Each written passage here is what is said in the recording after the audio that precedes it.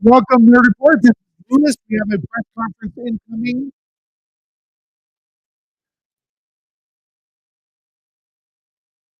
The Here we go. release just yet. We're going to get But ready for last that. week, Nerd we know that Report. Hawkman. Let's see what updates they have. I'm hearing that the winds are back in the Inland Empire. D-Nice, are the winds back where you're at?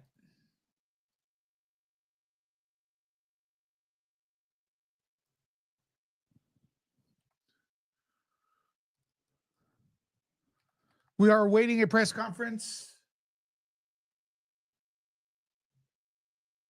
Was also about to start shortly. How you doing, everyone?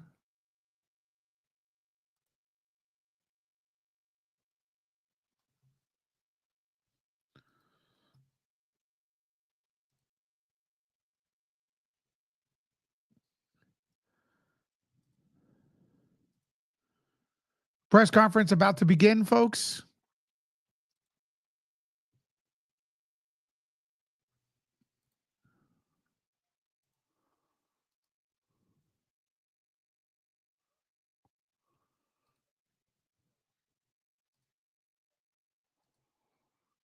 Share this video real quick.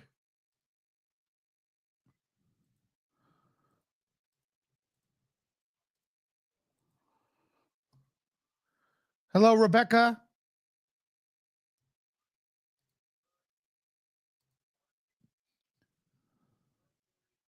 Mom's doing okay.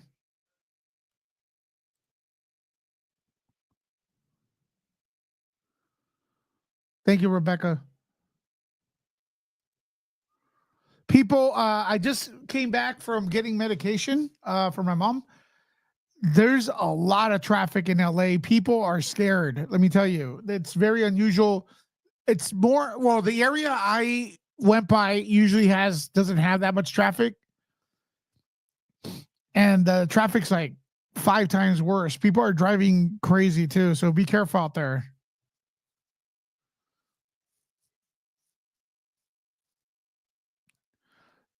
My mom's holding out all right.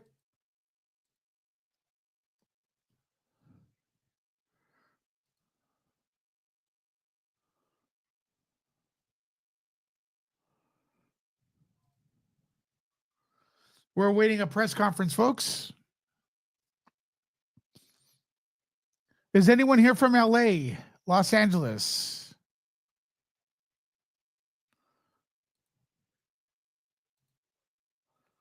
We have a special guest police officer coming in a few hours for a video, so make sure you guys are ready for that.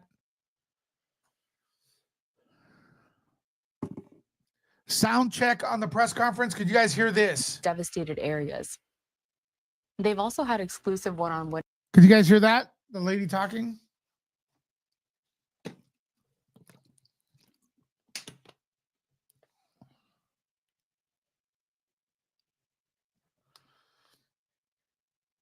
Okay, thank you. Keep the conversation going.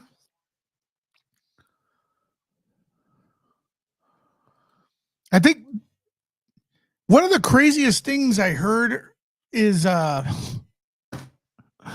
Gavin Newsom was on a podcast, and he was talking about how his hair almost got on fire. Like he's inserting himself in the action, man. Pretty crazy.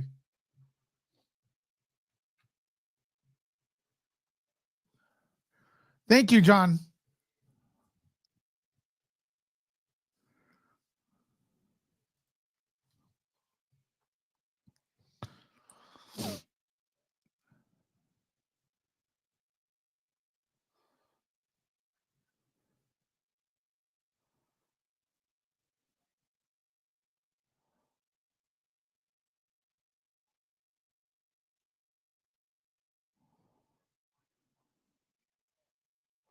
Did everyone get notified? Let me know in the comments, please.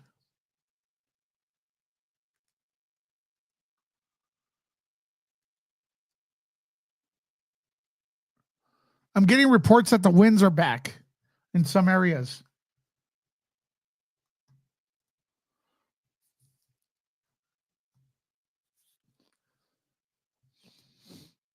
Okay, here we go. Later on at 7:30 p.m. Coast time. All right, ready, guys? Keep the conversation coming. Nerd report. Los Angeles.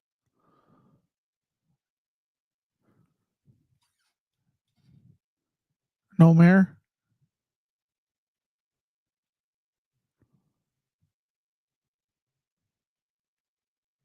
Charges along with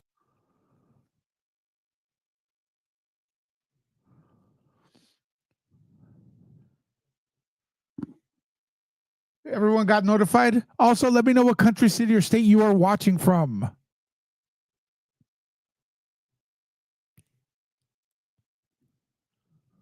+40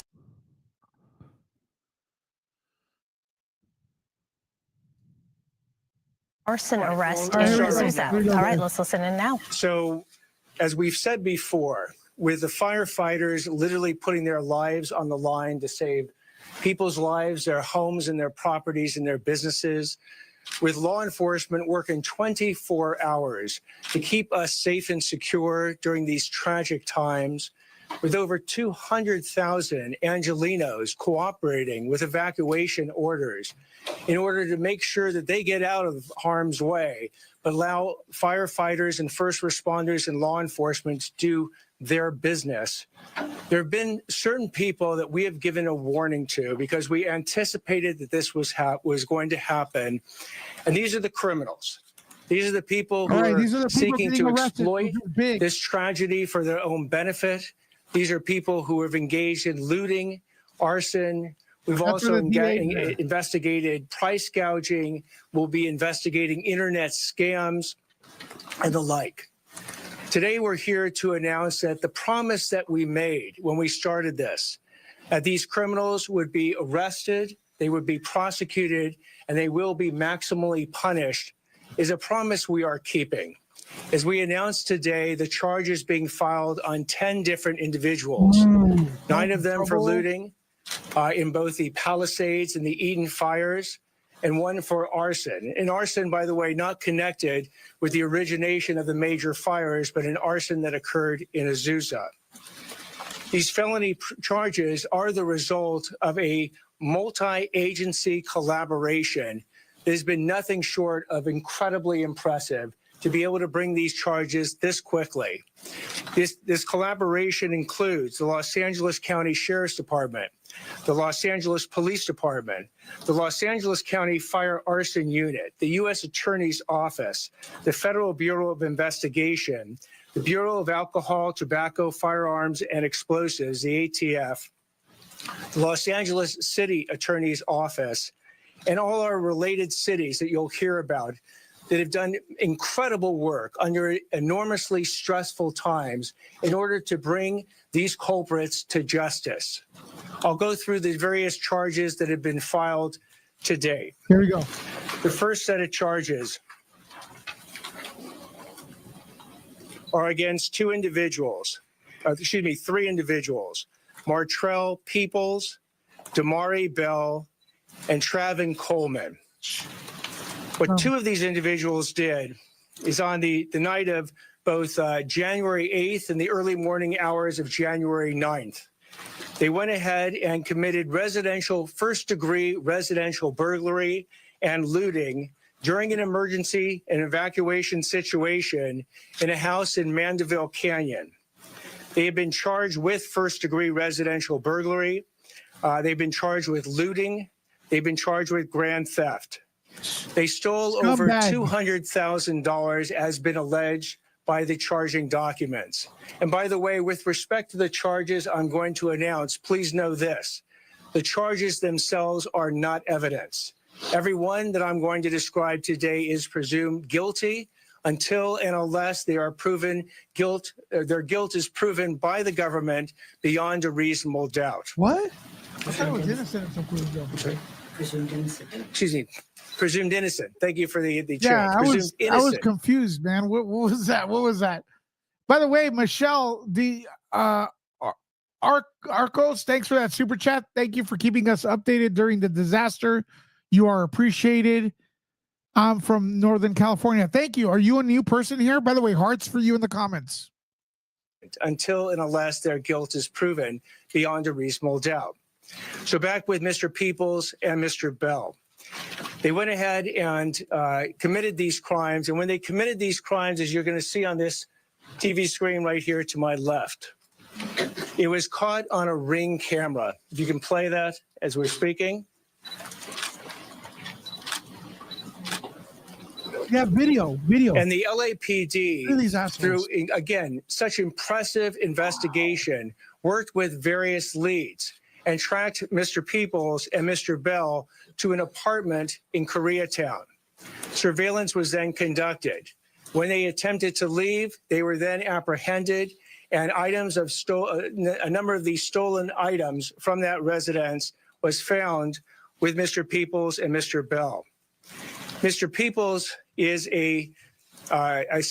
committed two prior violent or serious felonies. This is his third. As a potential three-strike person, he is looking at life in prison. And Mr. Bell, as a second strike individual, will be looking at 22 years and 8 months in prison if convicted.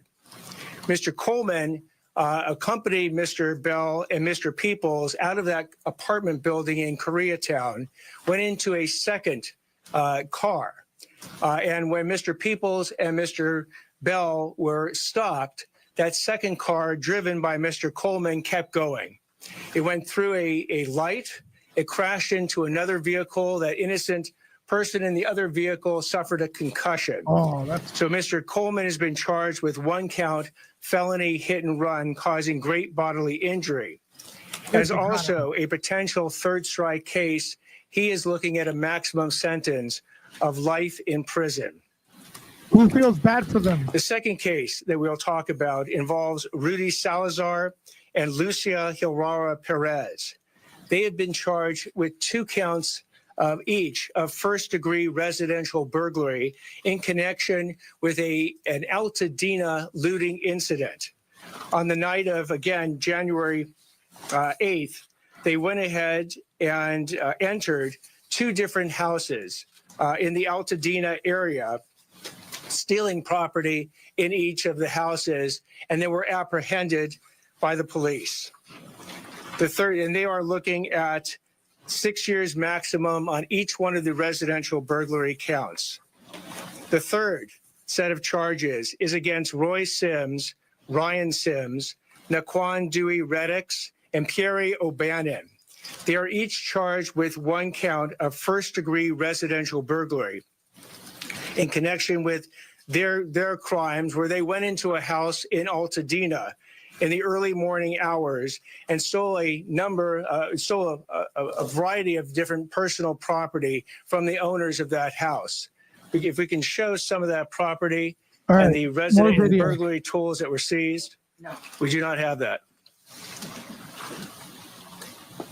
Among the property that you'll see that was stolen in that particular incident was actually the Emmy Award of the resident who lived there.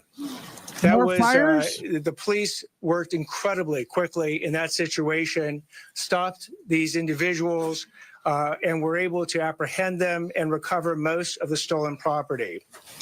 The fourth incident is an arson incident in which Jose Gerardo Escobar has been charged. Do we have that ready? All right, here we go. This is an incident that occurred in Azusa, where Mr. Escobar has been charged with 3 different arson charges. He is looking at 9 years in state prison. This is arson that occurred at Pioneer Park in the city of Azusa. It was investigated by the Azusa Police Department, who acted very effectively and very efficiently in apprehending Mr. Escobar. Mr. Escobar, as well, has been now he's been charged, but he is set for arraignment today. So again, with respect to all these charges, as I said before, these charges are not evidence, and they are presumed innocent until proven guilty beyond a reasonable doubt. But this shows the effectiveness of law enforcement. So when I said, and I have been saying over the past couple of days, the question is not if, but when you will be caught if you engage in these crimes. The 10 charges or 10 different individuals that have been charged today are evidence of that fact. And the warning shot remains. Do not go ahead and engage in looting, engage in internet scams, engage in price gouging. Do not violate evacuation orders. And do not commit any of these crimes in which people are trying to profit from the tragedy of the people who have suffered from these various fires. What I'd like to now do is introduce both Los Angeles Police Department Assistant Chief Blake Chow and Los Angeles Police Department Deputy Chief Alan Hamilton to provide further words. Hi, good afternoon. My name is Blake Chow, BLAKE. CHOW. You know, I just want to say on behalf of the Los Angeles Police Department, if you've followed this whole incident, all week we've been standing together as a regional team. The sheriff, district attorney, thank you, Mr. Hockman, city attorney, supervisors, city council members, because the only way we're going to have an impact and keep our community safe is if we stand together and we operate as a team. And I will tell you, in the Palisades area and the fires that we've experienced in Los Angeles, isn't it bad enough we have 40,000 people potentially that have been evacuated from an area, and then we get a handful of people that want to come up with activity to go victimize them. It's not enough that they have to worry about their properties and rebuilding and things like that, but now they would have to worry about criminals coming up there and taking advantage of them. So I want to really applaud our district attorney. And I also, for the charges that were filed, those are really important to send the message to the people out there that are not only thinking about going up there and victimizing the properties, but the stuff that may come after this in the form of scams. You're not going to get away with it. And this team is not going to let you get away with it. And for the residents of Los Angeles, on behalf of our police chief, I just wanted to tell the residents of Los Angeles, this team has your back. We have patrols up in the hills right now while the evacuation orders are in place to make sure that your properties are safe. And as you can see with the investigation, when we get evidence of a crime, we leave no stone unturned, and we find people and we will bring them to justice and hand them over to the district attorney. So again, on behalf of the city of Los Angeles, thank you for this team. This is really the one way that we're going to ensure that this region is safe, and the people that live in our region are going to be able to come back to some sort of semblance of their normal lives. Thank you. Good afternoon, everyone. Alan Hamilton, Chief of Detectives, Los Angeles Police Department. I want to first acknowledge the dangerous and difficult work that's been done by our brothers and sisters in the fire service, especially our Los Angeles Fire Department employees, and our Los Angeles Police Department officers and employees, both sworn and civilian, who stood shoulder to shoulder with our firefighters from all over the United States and the world, really, to help fight this fire and bring justice to these individuals who are being victimized again. A couple of things on the investigative side. So for the individuals that were involved in the burglary up in the canyon, our investigation started immediately upon report, and we were quickly developing investigative leads on that case. I want to acknowledge the hard work of our Metropolitan Division Crime Impact Team, who dropped another case that they were working on and immediately went up on this case, utilizing multiple investigative techniques to identify these individuals, surveil them, make sure that a crime had actually occurred, verify that items were taken, and then effectively conducted surveillance and took them into custody in a safe manner, and identified them as the individuals that were involved. Moving forward, there will be additional investigative information that will be developed as this case progresses, and we'll be able to release more information to the public. But at this time, we're going to be limited in terms of what we can release. In addition, I think most people are aware there was an incident where various individuals were attempting to identify themselves as firefighters. We continue to make progress on that case, and I anticipate that is going to result in a successful filing as well.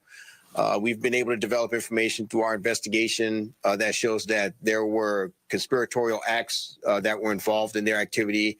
And I anticipate in the very near future, we'll be filing additional charges against those individuals, as well as the misdemeanor charges of impersonating a public official. So I'm going to close my remarks with this. We are aware that there are other crimes that have occurred. And my message to the public is this.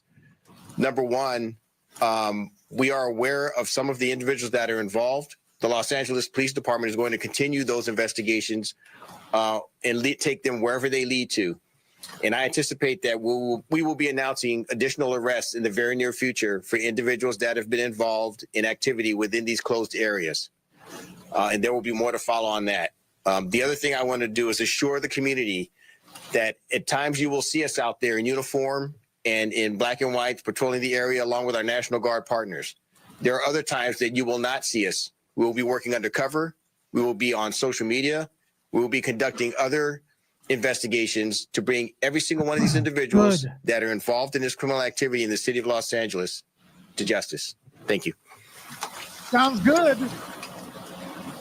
Thank you very much. I'd like to now introduce Los Angeles County Sheriff Robert Luna. Good afternoon, and thank you all for coming. What you see up here, and you're hearing pieces of it, is probably somebody who is out here looking to burglarize, loot, or commit other crimes here in the county of Los Angeles or the city of Los Angeles' worst nightmare. And I say that because standing around me, and you'll hear from a lot of people from the get-go, when I was communicating with Chief Jim McDonald, I was getting calls from the district attorney, Nathan Hockman, who says, hey, if there's anybody committing crimes, I want to know. I want the cases as quickly as possible. Getting cases from Martina Estrada, I'm not getting cases. Martina Estrada saying, hey, give me the cases. Everybody around me is hungry, whether it's the FBI, the ATF, all of our law enforcement partners. And why is that? Because we've seen hour and hour of people in our community suffering, losing their homes, losing their property. And just like everybody else, people are saying, hey, this is the reason I don't want to evacuate. I don't want to be victimized again. This is a strong message from all of us that we are here. And when we catch people, we mean business. We're going to arrest in the field. We're going to investigate. And then we're going to turn it over to our partners. And depending if it's a state case and or a federal case, we got it covered here. So whether we are talking about burglary, looting, we're talking about scams, we're talking about the misuse of drones, whatever it is, we're going to get you. Do not make this worse than it already is. We're in the middle of this. We have a lot of work to do. You've heard me over and over announce arrests that we are making. When we're making arrests, the 34 that I had as of this morning, not all of them are looting and burglary. But please note, and this is a strong message to everybody, because we still have an active curfew that is in effect, 6 p.m. to 6 a.m. If you do not have any legitimate business in these areas, stay out, because our deputies are stopping people in a constitutional manner, I may add, and they are asking people questions. On many occasions, we are involved in these conversations. We're coming up with narcotics. We're coming up with individuals who are carrying guns. And guess what? None of them live in this area. So what are they doing there? You got to think, hey, why would I, if I have narcotics and a gun on me, go to an area that has a curfew in it? Well, that's what we're dealing with. We're going to deal with that. We're going to continue to work. And I appreciate the work that all of these folks are doing to make sure that the people in our community do not get re-victimized. Stay out of the curfew area. Do not come here to do anything you shouldn't be doing. You're going to get caught. And as you heard from the DA, and then you'll hear from our federal partners, you're going to get hammered. Thank you. Thank you, Heather, for that generous. And by the way, on donation. behalf of Thank all you, of our Heather. community Heart to and the deputies that I'm talking to who are working their butts off out there away from their family on 12-hour shifts plus, thank you guys for the work that you've done and the work you're going to do, because our police officers and deputies want to know when they stop and arrest somebody that somebody's going to get prosecuted and there's going to be consequences. So thank you. Fire Chief. I'd like to now introduce Azusa Police Department Chief Rocky Wenwick. No mayor. Good afternoon, everyone. First, I'd just like to say on behalf of the city and our department, pass along our prayers and thoughts and condolences to all those who have lost a loved one or lost property. To add to the previous speakers, for us, we're outside that fire zone, immediate fire zone area. What I'd like to commend is our community for paying attention, being observant, and seeing something and saying something. At that time, the park had lost a lot of trees that were down. The city had started its cleanup process, made big piles of lumber and bushes, and they were all piled up, which made something for somebody to come by and say, hey, look at that. It looked like it'd be a great place to light a fire or cause some damage. The park was just 100 yards from the base of the San Gabriel Mountains. So we got lucky that day. And I'd like to thank the community for keeping their eyes out and ask everybody to keep your eyes out. In times of this disaster that's going on, people might not go to those areas because, just like the sheriff said right now, there are curfews, but they also know that law enforcement from all over the county is there to assist those areas, to assist the LAPD, assist the National Guard, to assist the Sheriff's Department and these other smaller cities. So it leaves vulnerabilities elsewhere, or what they perceive as vulnerabilities. But the community, please be vigilant elsewhere, because it just takes another fire someplace else, and we have to split our resources. So please stay vigilant. And again, thank you to everybody from the federal, LAPD, and I'd like to thank the district attorney for his aggressive support of law enforcement and letting people know that there is accountability when you make a decision that is not the right one. Thank you. I'd like to now introduce Los Angeles County Board of Supervisors Chair Catherine Barger. Thank you, Mayor Hockman. I'm going to be short. I want to thank our incredible DA for focusing on an critically important issue. I've met hundreds of residents whose greatest fear, beyond the fact that they've lost their home, is that people are going to go in and steal whatever they have left. And for those that left their home and it's still standing, their greatest fear is they're going to go back and it's going to be looted. The fact that you are prosecuting and recognizing that there are victims beyond what anyone even realizes is refreshing. And I want to thank you. And I want to thank you on behalf of the men and women, Sheriff's Department, but law enforcement as a whole, who are out there each and every day arresting. And when I find out that some of the arrests that were made, there were no charges filed on the exact same thing done, it's time for us to let the public know that accountability is alive and well in Los Angeles County. And as a supervisor whose communities are suffering right now, I want you to know we are going to work hand in hand with the district attorney, with the sheriff's department, with LAPD to make sure that not only is your property protected, but anybody that tries to take advantage of this situation will be prosecuted to the fullest extent of the law. So I just really want to thank you, Sheriff Luna, to LAPD, to Chief McDonald, to you, District Attorney Hockman. Thank you for working together to recognize that we have to protect our communities. Thank you. I'd like to now introduce Supervisor Hilda Solis. Thank you so much for having me, District Attorney Hockman, and also for inviting all of us here today. And especially want to thank our Azusa PD Chief Rocky Wenwick and his staff, and also all our public safety officers, as well as our elected officials. I'm proud to represent the 1st District, but on this day, it saddens me to hear that we had 2 individuals, one that you just heard about in Azusa, which is in the 1st District, that was caught in conducting an arson.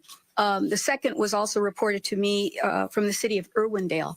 So what I want to say is that we don't have to necessarily be inside the sphere of where the fire is, but there are criminal activities that are going on throughout the county, and we have to be vigilant. And just as our PD chief from Azusa said, if you see something, por favor, say something and let us know what is happening.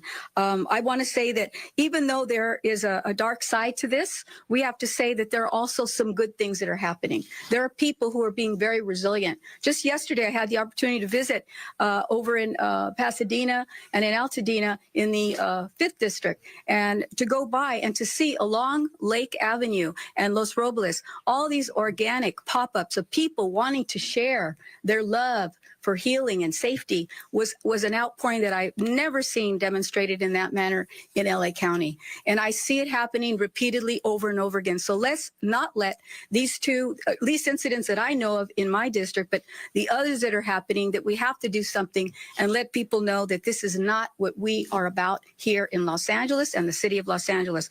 I also want to thank our sheriffs, but I especially want to thank the National Guard, because I do think that the Biden and Harris administration took note that we need additional boots on the ground. And boots on the ground make a difference. They may not be arresting anyone, but their presence certainly sends a message. And I'm happy that they are now housed over in Azusa, the National Guard Armory, and that we can also utilize their services to assist us and bring calm to the public that right now is so very nervous and also very upset.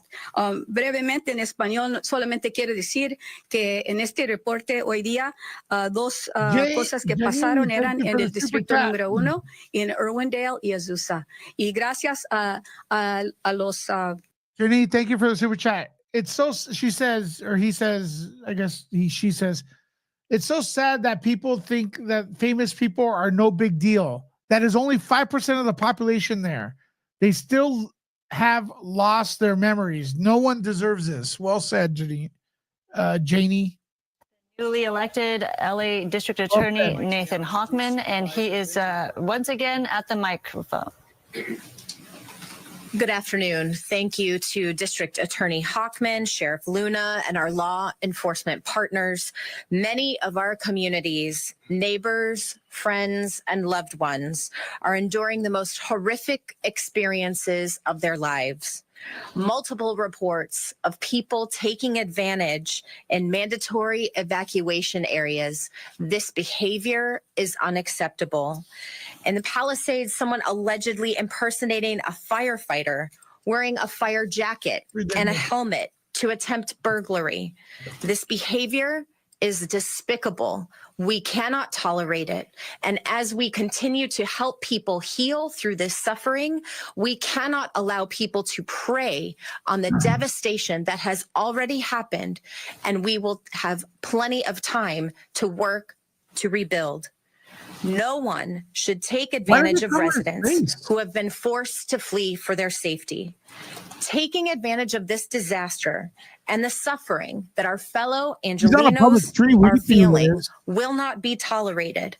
And I want to be clear, that goes not only for individuals who are preying on these locations, but also for the corporations and the businesses and the price gouging and the ways that they're taking advantage of people in this very difficult moment. And if you see this kind of behavior, you can call 800-593-8222. We want to hold businesses accountable as well. We cannot be taking advantage of people who are suffering in these moments. It is critical that everyone follows mandatory evacuation orders and allows our first responders to do their job. The most up-to-date information can be found at emergency.lacounty.gov, and I appreciate the accountability that is happening while we work to rebuild. I'd now like to introduce Los Angeles City Attorney Heidi Feldstein Soto.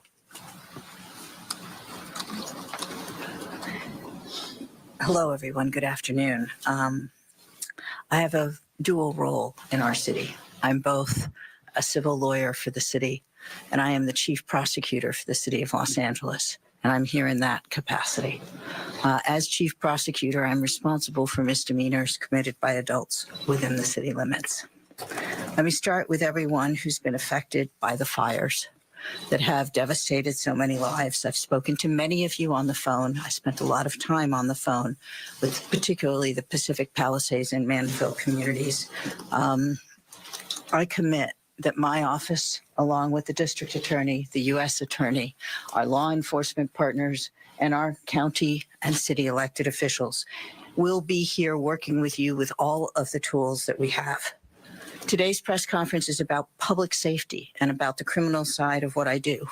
I want to take 1 second to also assure you that we are laser focused in our civil side on legislation, on investigation, on disaster relief, on mortgage tax and insurance expenses, on cutting through red tape and bringing every single legislative, executive, civil, and law enforcement resource we have available to help all of you and all of us get through this disaster, recover, heal, and rebuild. That is what we as Angelenos have done for as long as I've lived in this city. I am really honored to join DA Hochman and this multi-agency coalition to talk about the steps that we are taking collectively at a city level, at a county level, at a state level, and with U.S. Attorney Martina Estrada at a federal level to ensure the safety and well-being of all of our communities in the wake of the fires and to hold accountable every single solitary criminal who seeks to prey upon people who've lost so much already.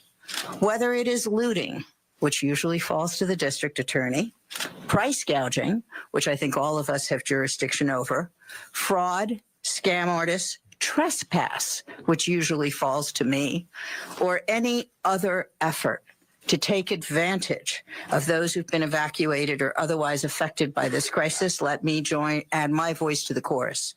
My office will lean in to ensure that no individual gets away with illegal or predatory conduct.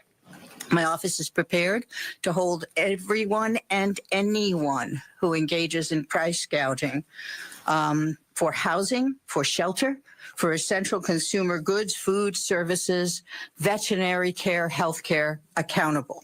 Price gouging laws went into effect. For those of you who doubt it, they went into effect immediately upon the declaration of a state of emergency. No one, and I do mean no one, can increase pricing on any of these items: housing, shelter, food, water, clothing, pet care, health care, any other essential goods or services by more than 10% without violating the law. Violations are both criminal and civil. Violations of the price gouging statute are subject to criminal prosecution with up to 1 year's imprisonment and up to a $10,000 fine. Violations are also subject to civil enforcement, and my office has a public rights branch dedicated to civil enforcement. We have formed a price gouging task force within my public rights branch, and that is punishable by an injunction, by restitution, by up to $2,500 per violation. We are working with the mayor's office and city council on a dedicated intake system to address price gouging complaints in particular, and our lawyers and other legal personnel are already getting back to residents who have reported price gouging.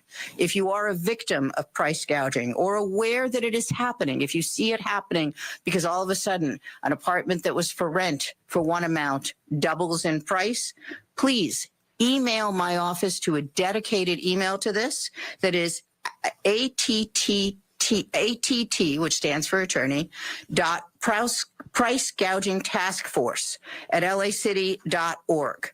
ATT.price gouging task force at lacity.org, or call us at our dedicated price gouging line, 213-679-5035. As a result of this unprecedented emergency, so many of us face uncertainty about our futures, and it is the responsibility of everybody up here to ensure that those futures are bright, or as bright as they can be under the circumstances. I'm really deeply grateful to and humbled by the actions and the bravery of our city, our county, and our neighbors. To our firefighters, to our law enforcement, to our first responders and volunteers, my deepest gratitude for your heroism, strength, and unceasing commitment to saving lives and property across a vast area of our city and our county, an area much bigger than any of us thought possible. I thank our neighbors in California, in other states, and from across our northern and southern borders. I thank our federal government and our state for providing the National Guard and providing the resources, expertise, personnel, and equipment that they have. And I thank each of you, the press and the public, for helping us get out the message, for staying vigilant, for notifying us when something goes awry, for letting us know when you suspect arson, and for your resilience and commitment to our city, and your many, many acts of kindness and compassion in helping all of the families, friends, and neighbors in need. I am so proud to stand with our district attorney and our law enforcement partners. Thank you. I'd now like to introduce United States Attorney Martin Estrada.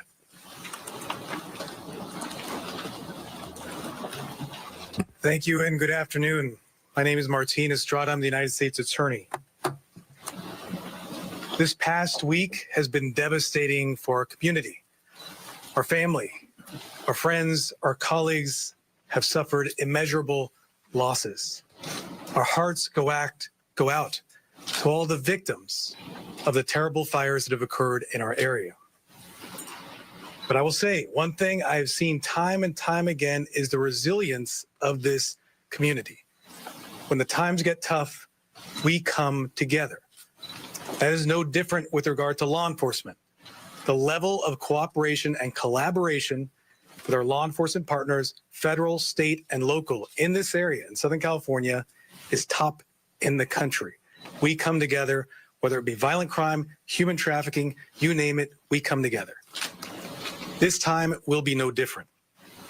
We will collaborate and work together and bring the same approach to holding accountable all those who engage in crimes related to this disaster. Now, the first priority is stopping these fires, stopping the destruction. My deepest gratitude to the first responders, the ones who are out there on the lines fighting for us. God bless them. They deserve our prayers. But another priority is ensuring that there aren't people out there who victimize others, criminal opportunists who take advantage of this situation. This sort of behavior is completely unacceptable, and because of that, it is critical that we all work together to hold such individuals accountable. Let me talk about what we're doing as federal authorities. The U.S. Attorney's Office, the FBI, and the ATF is fully engaged in this crisis. We are addressing three main areas of criminality. First, arson. This investigation is at its early stages, but I will tell you the ATF National Response Team hit the ground this morning investigating to determine the origin cause of the fire. Now, this group is highly experienced, includes investigators from throughout the country. This is the same group that was responsible for investigating the Aliso Viejo bombing, the same group responsible for investigating the fire on the Conception boat that resulted in the death of 34 people. They get the job done, and I'm confident their investigation will bear fruit. We are going to fully investigate the origins of these fires. We have powerful federal arson statutes to hold accountable with mandatory minimum sentences anyone who is found to have recklessly or intentionally caused these fires. Second, illegal drone activity. We have seen people flying drones over restricted areas. We need to ensure that our first responder personnel are able to do their jobs. We've already heard about drones flying over fires, hitting fire planes, disrupting them, taking them out of commission. That is unacceptable. It is illegal to fly drones over restricted areas. This basically means not flying over the areas where the fires are taking place. If you do so, you'll be arrested and you'll be prosecuted. And be warned, you may not be arrested right away, but our investigators will continue their work. We brought these illegal drone cases time and time again, including a case a few weeks ago involving Vandenberg Air Force Base. As we speak, we have investigators issuing legal process, investigating social media posts of drone footage in the fire areas, looking through that footage to determine the perpetrators in order to hold those people accountable. If you're thinking of flying a drone over an impacted area, over a fire, the message is simple: don't do it. Third, fraud. We are not going to allow victims to be re-victimized. Certainly, as the district attorney talked about, looters will be held accountable by his office. But we will take on some of those more sophisticated fraudsters who are out there using other means to steal. This is one of the largest disasters we've ever faced. We will see huge amounts of relief money coming into this area, including federal funds.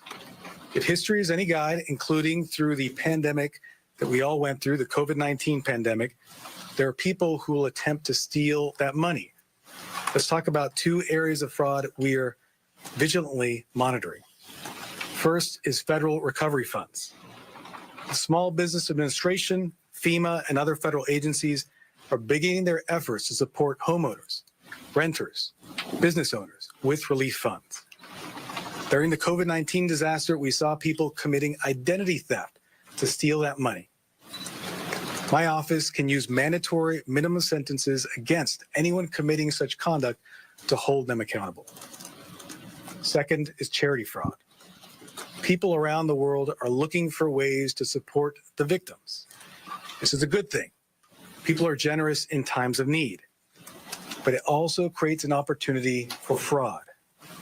Charity fraud is a donation scam where people are tricked into donating money to a group or a fake group that essentially provides no services for the victims. We will investigate any group that illegally diverts funds from the victims. And let me say, as I mentioned, generosity is a good thing. But fraudsters will target victims and generous individuals who want to help. They'll do so through many means, including social media posts, including calls, including texts. Keep this in mind. True charities will not pressure you into giving funds. If you come across deceptive individuals who try to push you to donate money, that raises suspicions, and do not donate. Make sure your money goes to trusted organizations, and beware of websites that may try to mimic real organizations. There's a lot of fraud out there and people trying to perpetrate it. In conclusion, regardless of the type of crime we are talking about, we will hold people accountable. There is zero tolerance for any criminal activity arising from these fires. Together, we will recover from these fires.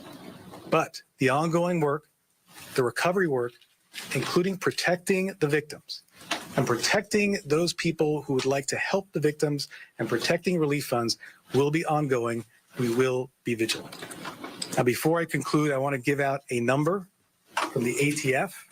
If there is anyone out there who has any tips on the origins of the fires, any of the fires, please text 63975 with your tip. That is, again, the number 63975.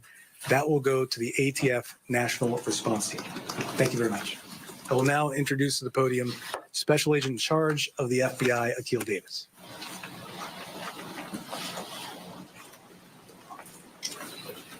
Good afternoon.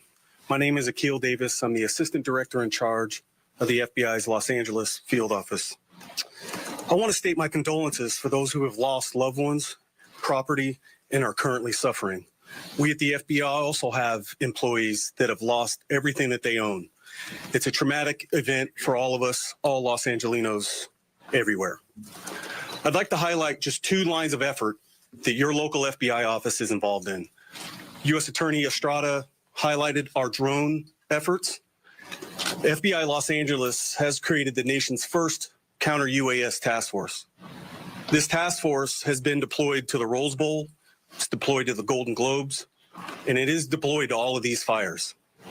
We're out there every single day looking for drone pilots, looking for operators that are disrupting our most critical effort to contain these fires, and that is the airdrops. I'd like to foot stomp what our brothers and sisters at CAL FIRE said.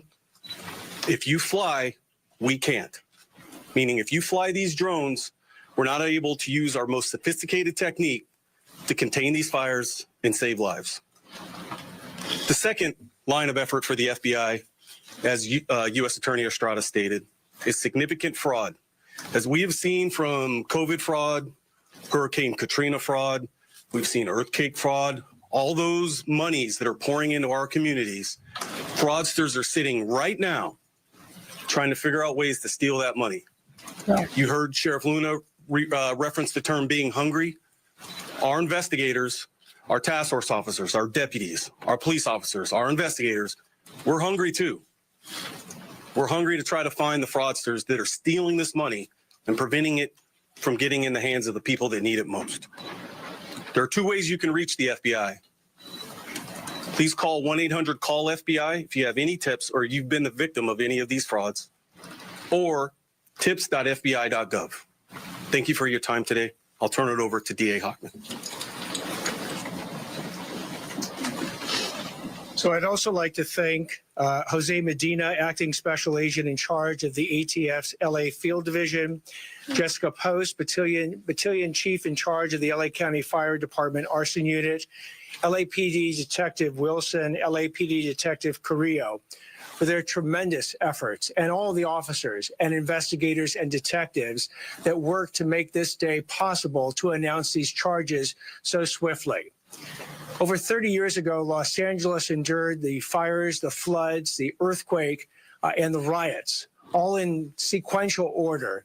And LA showed back then its grit, its resilience, to not only come back, but to build better. We're going to see that occur again. When we get these fires stabilized, we're going to show Los Angeles to the world that we have the grit and resilience to again build ourselves better than we were. And to the extent that these criminals want to get in our way, please let today be one example of the united front that they are going to face. Between the District Attorney's Office, the City Attorney's Office, and the U.S. Attorney's Office, we have well over 1,000 prosecutors ready to do justice on behalf of the residents of Los Angeles County. And working with us, we literally have thousands of officers, detectives, and investigators that will bring these criminals to justice. So thank you all very much for being here. We'll take questions now. Jay Hochman. Yes, in the back. For NPR, Martin Kosky. Do you have a number of reports of burglaries in these zones, the evacuation zones? I mean, not ones where you charge people, but actually, what's CompStat saying? These are ongoing investigations. Everyone that has not been charged is an ongoing investigation. So it's too preliminary to comment about those investigations today. Do we have a total number, though, of arrests for looting? Actually, Sheriff Luna would like to add. Yeah, very good question. And before even coming here, I'm trying to inquire about how many burglaries there are, at least in LA County Sheriff's territory. It has been extremely difficult to do that. Let me try and paint a quick picture for you. We have many areas where residents have not been allowed to go back in since they left in a really quick hurry to save their lives. As we start repopulating some of these areas, we are going to get reports. I hope it's not too many, but I think we are going to get reports of burglaries and other crimes. So just a quick second to tell our community, as you do repopulate, and if you believe you were the victim of a burglary or any other crime, immediately report that to your local police station, sheriff station, whatever that may be, because unfortunately, I think we're going to get those. But that's why we don't have all that information now. You talk about CompStat, it'll all start coming in as soon as we start going back in there. So, Scott Snowden, Santa Monica Daily Press. We talked about some people who were impersonating firemen, and it's been confirmed that they were in fact wearing a uniform and helmet. How did they get those? Were those stolen? I can address that. So that's part of the investigation that feeds into some of the information. So we're not going to disclose those parts of the investigation at this time. As the prosecution moves forward, at whatever level it moves forward to, we will be releasing additional information, especially after we confirm which charges are going to be filed. At this time, we can't really discuss it. Chief Hamilton, quick follow on that was the people impersonating. That was at the Palisades fire scene? That's correct. Were they found, do you believe they had also been involved in looting or burglary? Were they found stolen property? We believe that they were conspiring to conduct illegal activity, including looting and residential burglary in the area. Just let me follow that up because I would just want to tag on to something that Sheriff Luna said that, this has been a very, very chaotic scene for everybody right now. And we have a lot of areas right now, residents have not been able to go back. I know that LAPD has reported 14 arrests for fire-related things, many of which you have seen here. But I think, for example, what the individuals that are arrested with the fire uniforms, we're pleading with the public if they have any information that they may have seen these individuals in other parts of the Palisades. We need that information because, as the Chief Hamilton had said, this investigation is not closed; it's still going. And as residents begin to repopulate, and we get more information, ring videos, and things like that, those are the things that we're going to need to really get a picture as to how many crimes may have occurred in that area. Cheryl? Yes, sir, right here. Natasha Chen with CNN. I know that the investigations into the origins of the fires for Palisades and Eaton are still ongoing.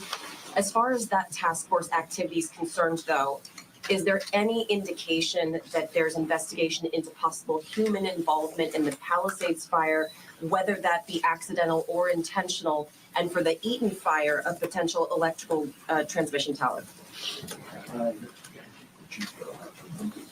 So we're not going to address at this point that part of the investigation. That'll be conducted by the Bureau of Alcohol, Tobacco, Firearms, and Explosives. More information will be forthcoming from that investigation in the future. Will ATF have a news conference? Anyone? So we are speaking on behalf of ATF. We're coordinating with ATF on the investigation and any potential prosecution. We are at the initial stages at this time, so we ask for patience as we go through this investigation. Everything is on the table in terms of the investigation and potential statutes that are in play. I gave you the number. I'll repeat it. If anyone has any tips, I encourage them to text the following number, 63975. But given that the investigation is at its early stages, we cannot provide further information. How many of the cases qualify for federal charges, and what will be the maximum sentence if somebody is accused of arson?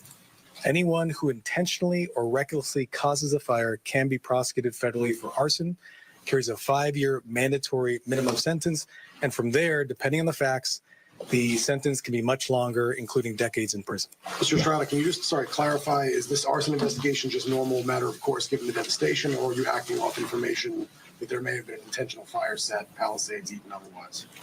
I can't get into details of the investigation. I will say this is by no means the normal course. We're dealing with the largest disasters in our area ever. It's for that reason we asked the ATF National Response Team to get involved. Highly experienced group has done this throughout the country, including in our area before, with success. Thank you. How many cases are on your hands? The investigation is at early stages. Don't you have any number of investigations? We are investigating all the fires for potential arson. We are looking at all the fires. We're focused on the Palisades fire and the Eaton fire this time. Sheriff Luna, given the level of frustration and misery for so many people who are out of their homes, there's been some reports of vigilantism. Are you concerned about this? Vigilante. How do you mitigate it if indeed it is happening? Concerned, yes. I think we're always concerned. As the days wear on, people, our community, our residents who live there, they're getting angry and they're getting frustrated. We're going to try and do everything we can to enhance our communication. That's why every time we get up here, we talk about the reasons why we are not repopulating as quickly as we would like. There's still a lot of hazards out there, for example. As we're speaking now, I still have search and rescue teams that are out there trying to recover remains of individuals, correlating missing persons to addresses that used to be there. There's a lot of work there. So again, I plead with our communities, be as patient as possible. There is no conversation that we're having as a county family with our city partners that doesn't include evacuation orders and warnings without, okay, when are we going to repopulate? Because we're hearing our community loud and clear. All of us, I know our supervisors are going out personally and listening to our community and their frustrations. We know it. We're staying on top of it. None of us have been off one day. All of us are working 16, 18-hour days, and we're doing this because we want to get back to normal as quickly as possible. But I do remind everybody, I mean, I just read the weather report before coming in here. We're gonna experience some significant winds. I'm very concerned about the dangers that we still face, concerns that our community still faces. So we're still in the middle of this. But please communicate with us, and we'll continue to work on putting out as much public information as we possibly can. We don't want our community to go that direction. Now, if the vigilantes you're talking about are people who live somewhere else and are going to come and cause problems, this team I have around me, we're ready to deal with that. I see the show of support here today, and it's massive and impressive. But to someone who feels desperate, how can you reassure them? Somebody who lost their home, we will do everything we can to make sure that you are aware that we're here, we care, we're going to respond, we're going to investigate. And the reason we're here today united is because we are communicating. We have been communicating from the beginning. We're going to be something that the rest of this country looks at and says, how did you guys do this? That's where we're at. That's the assurance I want to give our entire community. We are here. We are here for you. The FBI. Sorry, we have time for one more question. A question for the FBI. Right here. You have pieces of that drone that hit the Super Scooper. Have you made any progress in that investigation? Do you have any persons of interest that you're looking at or speaking with? So that investigation is ongoing, and yes, you're right. We have collected pieces of that, and we're putting that together as we would through a normal course of investigation. There's Now lots they of could get avenues to the drone, investigate right? regarding that. So that's all I'm going to say is as far as that goes. And have you had any more incidents with drones and firefighting equipment? So we are coming across probably 20 incursions a day. Now, our numbers vary a little different than what the fire department puts out, and that's just because of the focus on the area that the FBI is looking at. Our focus is a little bit more narrow than what the fire department's looking at. So, you know, the numbers we're putting out are probably between 20 and 30, and the fire department's is about double that. But the fire department is correct. There are that many drones in the air at any given time. And that's why we continue to stress to the public, stop flying your drones over these fires. Let us do our job. Let us save lives. Let the firefighters do what they do best, and that's put these fires out. But no, can you confirm that 2 arrests Not at this point. have been made regarding the drone incident? I'm sorry, sir. Can you say that again? Can you confirm that 2 arrests have been made regarding the drone incident? I'm going to leave that up to my state and local counterparts behind me. Thank you very much. I can tell you from the Los Angeles County Sheriff's Department, we've arrested 3 individuals for 2 drone usages. All right, thank you all for coming today. If you want one-on-one interviews, you can do that at this point. I very much appreciate it, and stay safe out there. All right, so you've been listening in there, the district attorney. All right, what do you guys think? So Governor Newsom saying that it's misinformation to say that let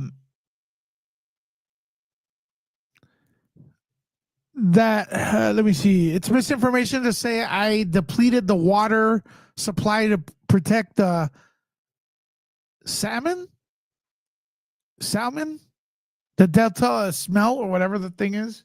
Let's see what this video is about. This is a video from a year ago.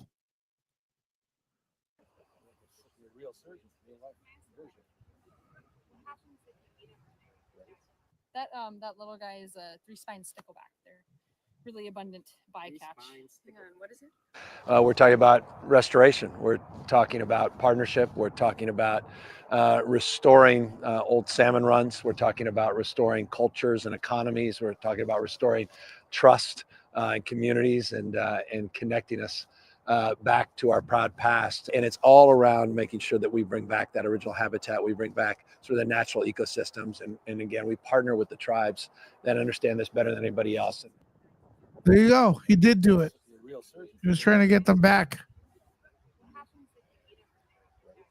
That little guy is a 3-spine. He said he didn't do this. Really abundant bycatch. What is it? We're talking about restoration. We're talking about partnership. We're talking about restoring old salmon runs. We're talking about restoring cultures and economies. We're talking about restoring trust in communities and connecting us back to our proud past. And it's all around making sure that we bring back that original habitat, we bring back sort of the natural ecosystems. And again, we partner with the tribes that understand this better than anybody else. All right, listen. Whatever this guy does, people are gonna vote for him anyways. He's gonna get elected, not recalled, probably be president. Well, no, he won't be president, but that's the way it rolls. I don't know what to tell you. Listen, I have you're gonna be redirected. I have a video coming up at 8. We have a police officer in the house. He'll be answering. He'll be doing a Q&A. So come on in and get your questions answered. And listen, the winds are coming back in some places right now as we speak. I'll try to cover those. Well, I will cover those, but I am beat. So please show your appreciation and show up to the video later on and hit the like and keep the conversation going. We'll talk to you later. Nerd out.